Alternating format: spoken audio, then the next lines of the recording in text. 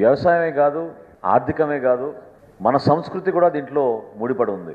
మన పండగలు, మన గృహాల్లో చేసుకునే శుభ కార్యక్రమాలు, వీటన్నిటికీ కూడా అంతిమంగా రైతాంగం కష్టపడి పండించిన పంటకి ఆ గుర్తింపు, ఆ గౌరవం వచ్చే విధంగా మా పౌర సరఫరాల శాఖ నుంచి అనేక కార్యక్రమాలు చేపడుతూ మా కూటమి ప్రభుత్వం గౌరవ ముఖ్యమంత్రి గారు చంద్రబాబు నాయుడు గారి నాయకత్వంలో, అదేవిధంగా గౌరవ ఉప ముఖ్యమంత్రి గారు పవన్ కళ్యాణ్ గారి సూచనలతోటి సంస్కరణలు చేసుకుంటూ వచ్చాం.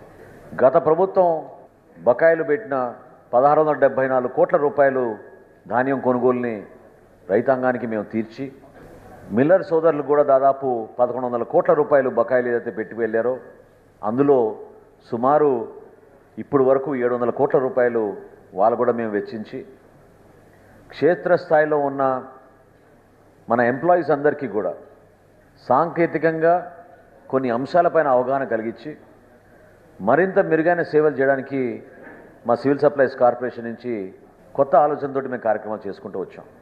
గతంలో కొంతమంది నాయకులకు ఉపయోగపడే విధంగా, కొన్ని మిల్లులకే ఉపయోగపడే విధంగా దౌర్జన్యంగా కష్టపడి పండించిన రైతుకి ర్యాండమైజేషన్ అనే పద్ధతిలో ఇతర మిల్లులకి తరలించే విధంగా వాళ్ళు చేసేవాళ్ళు. రైతు సోదరులు వాపోయినా కూడా 50 కిలోమీటర్లు, 60 కిలోమీటర్లు, 40 కిలోమీటర్ల దూరంలో వెళ్ళి వాళ్ళ ధాన్యాన్ని అమ్ముకునే విధంగా బలవంతంగా చేశారు గత ప్రభుత్వం. ఆ వ్యవస్థని మేము పక్కన పెట్టాం.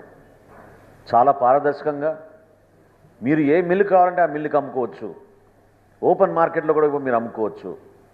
దాన్ని నమోదు చేసుకునే విధంగా వాట్సాప్ ద్వారానే మేము అవకాశం భారతదేశంలో మొట్టమొదటిసారి మన రాష్ట్రంలో మన కూటమి ప్రభుత్వం రైతు సోదరుడికి ఒక అండగా నిలబడుతూ ఆ కార్యక్రమం చేశాం.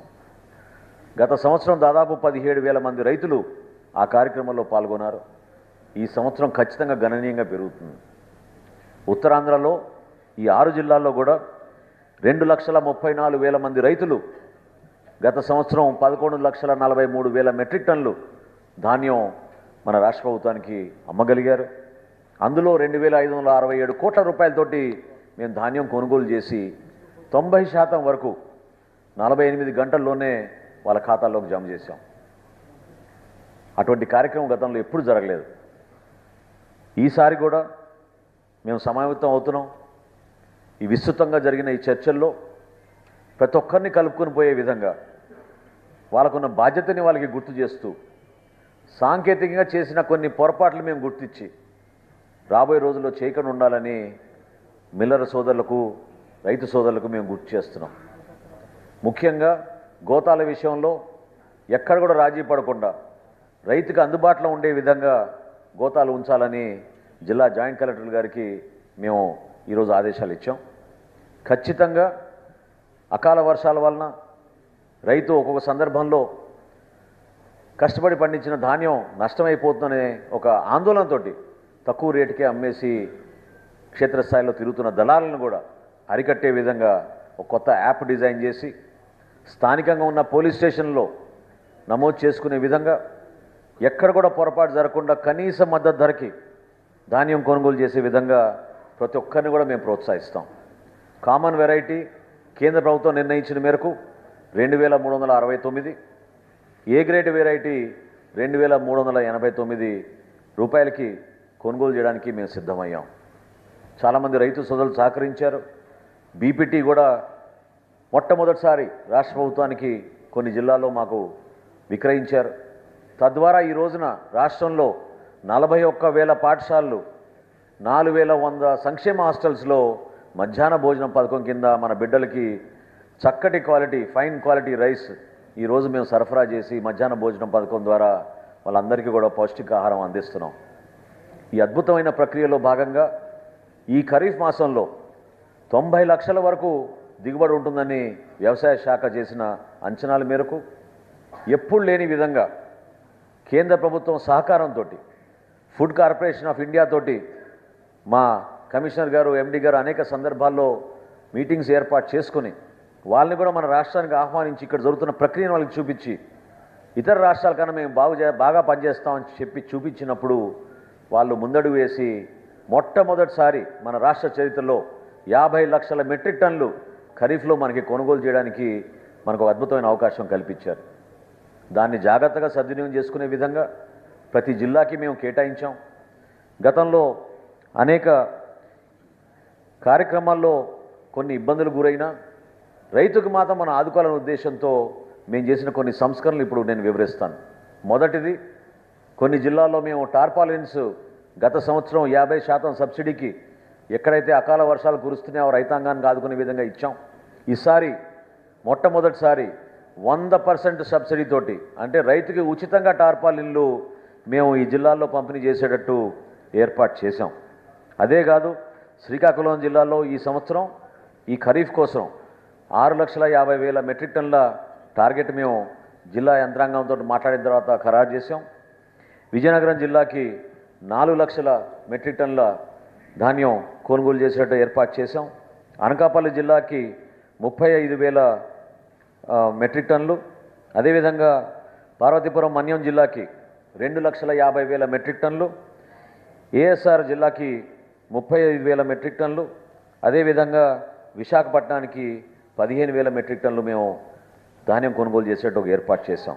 ఇది గత సంవత్సరంతో పోల్చుకుంటే గత సంవత్సరం 11,48,000 మెట్రిక్ టన్నులు కొనుగోలు చేస్తే ఈ సంవత్సరం మన కూటమి ప్రభుత్వం 13,84,000 మెట్రిక్ టన్నులు కొనుగోలు చేయడానికి సిద్ధంగా ఉన్నాం. దానికి అన్ని విధాలుగా అందరి సహకారం ఎంతో అవసరం అనే అంశం పైన ఈ రోజున కూలంకుషంగా చర్చించుకున్నాం. ఇదే కాదు, మిల్లర్ సోదరులు కూడా వాళ్ళకున్న సమస్య గురించి ప్రస్తావించారు. వాస్తవంగా పాపం వాళ్ళు కూడా అనేక గ్రామీణ ప్రాంతాల్లో కష్టపడి ఉపాధి కల్పించి ఈ సిఎంఆర్ కార్యక్రమంలో వాళ్ళు మాకు సహకరించారు. సార్టెక్స్ విషయంలో కూడా వాళ్ళు సహకరించారు. ఇబ్బందులున్నా కూడా మాతో పాటు నిలబడ్డారు. కేంద్ర ప్రభుత్వం ఎఫ్సిఐ సంస్థ కూడా మన రాష్ట్రంలో ఉన్న మన మిల్లర్ని చూసి వాళ్ళు కూడా ఒక ధైర్యంగా మాకు ఈ విధంగా ప్రోత్సహిస్తూ ఈ టార్గెట్ అందజేయడం జరిగింది. వాళ్ళకు కూడా మేము బ్యాంక్ గ్యారంటీస్ ఈరోజే ప్రకటిస్తున్నాం. 1:2 చొప్పున వాళ్ళకి బ్యాంక్ గ్యారంటీస్ ఇచ్చేటట్టు ఈరోజు ఒక నిర్ణయం తీసుకున్నాం. రాబోయే రోజుల్లో ధాన్యం కొనుగోలు విషయంలో దయచేసి ఎక్కడ కూడా తూకం విషయంలో కానివ్వండి, నాణ్యత విషయంలో కానివ్వండి, తేమ శాతం విషయంలో కానివ్వండి, ఎక్కడ కూడా పొరపాటు లేకుండా మా డిపార్ట్మెంట్ నుంచి ఎప్పటికప్పుడు సమీక్షించుకుంటూ ముందుకెళ్తాం. కొన్ని అంశాలపైన పూర్తి అవగాహన వచ్చిందని మేము భావిస్తున్నాను. మిల్లర్ సోదరులకు కూడా మన ఈ 6 జిల్లాలకి 82 కోట్ల రూపాయలు బకాయిలు మనం చెల్లించాం ఈ వారం క్రితం. రాబోయే రోజుల్లో కూడా ఎప్పుడైతే మాకు నిధులు కొంచెం సమీకరించుకొని మేము సిద్ధమవుతామో ఈ కొనుగోలు విషయంలో తప్పకుండా మీకు మరొక సందర్భంలో మీకు ఈ విధంగా అందించేటట్టు మేము తప్పకుండా మా వంతు మేము సహకరిస్తామని ఈ సందర్భంగా మీకు తెలుపుకుంటున్నాం. ఆ విషయంలో మీరు అధైర్యపడబాకండి, దయచేసి మీరు సహకరించండి. మేము కోరేది ఒకటే, మేము చేసే ప్రతి కార్యక్రమంలో కూడా మీరు మీ వంతు మీరు ఒక బాధ్యతతోటి మీరు నడిస్తే తప్పకుండా ఈ కార్యక్రమాన్ని విజయవంతం చేయగలుగుతాం. అదేవిధంగా అధికారులందరూ కూడా నేను ఈ సందర్భంగా చెప్తున్నాను, గతంలో జరిగిన పొరపాట్లు అయిపోయినాయి. ఈసారి మాత్రం ఖరీఫ్లో కానివ్వండి, రాబోయే సంవత్సరంలో కానివ్వండి, ఎప్పుడు కూడా ఎక్కడైనా కూడా ఆ పొరపాట్లు జరగకుండా చూసుకోవాల్సిన బాధ్యత మీ పైన ఉంటుంది. జిల్లా యంత్రాంగం ఎప్పటికప్పుడు సిద్ధంగా ఉండాలి. క్షేత్రస్థాయిలో ఉన్న రైతు సహాయ కేంద్రాల్లో ఉన్న సిబ్బంది, అదేవిధంగా రెవెన్యూ సిబ్బంది, వ్యవసాయ శాఖ సిబ్బంది అందరూ కూడా కలిసికట్టుగా చేయాల్సిన ఈ కార్యక్రమాన్ని అద్భుతంగా ముందుకు తీసుకెళ్దాం. మేము ప్రపోజ్ చేసిన అలాట్మెంట్లో ఎప్పుడైనా రాబోయే రోజుల్లో అవసరం అనుకుంటే ఎండి గారు దాంట్లో మార్పులు చేర్పులు చేయగలుగుతారు. ఎందుకంటే ఇది ఒక ప్రపోజల్ మేము తయారు చేసింది. అప్రాక్సిమేట్గా మాకు వచ్చిన సమాచారం మేరకు మేము సిద్ధం చేసుకున్నాం. ఖచ్చితంగా ఏ విధంగా ఒక నమ్మకంతో కేంద్ర ప్రభుత్వం మనకి ఈ బాధ్యత అప్పచెప్పిందో ఆ 50 లక్షల మెట్రిక్ టన్నులు కూడా మనం ధాన్యం ప్రజల దగ్గర నుంచి రైతాంగం దగ్గర నుంచి సమీకరించుకుని ఖచ్చితంగా సిఎంఆర్ ద్వారా వాళ్ళకి అందించే విధంగా మేము సహాయం అందిస్తాం.